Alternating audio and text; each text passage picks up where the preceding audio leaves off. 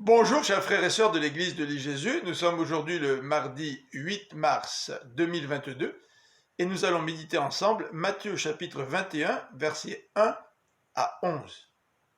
Ce texte est le début de la description de la semaine sainte. Hosanna au fils de David, nous dit le verset 9. Ce sont les mots par lesquels la foule accueille Jésus à son entrée à Jérusalem.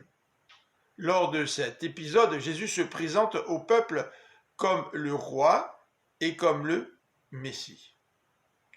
Le verset 3 précise « Le Seigneur en a besoin ».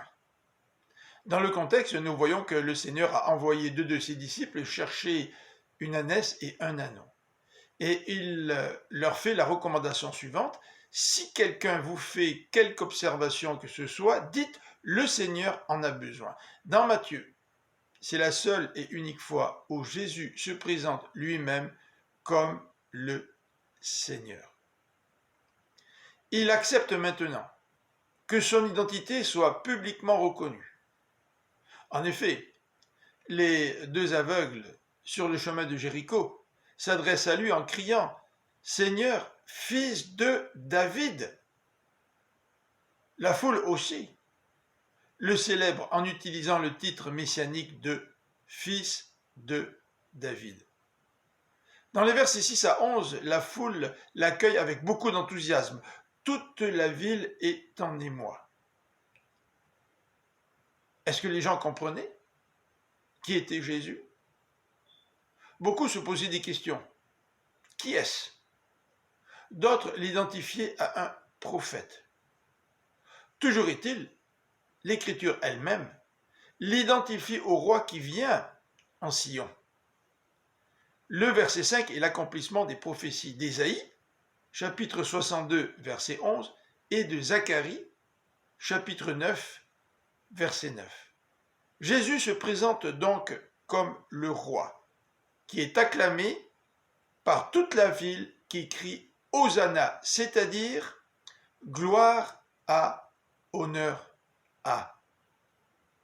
Remarquons que ce roi ne se présente pas par la force ou avec le pouvoir militaire en démontrant toute sa grandeur.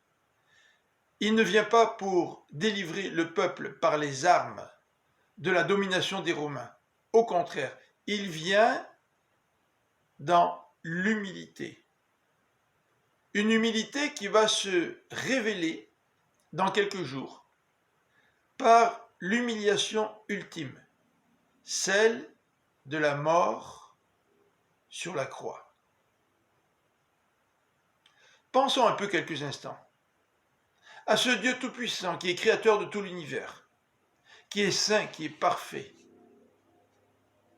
Ce créateur vient se révéler au milieu de ses créatures en envoyant son Fils qui vient démontrer toute son humilité. Quel merveilleux sauveur! Je vous souhaite une bonne fin de journée. À bientôt.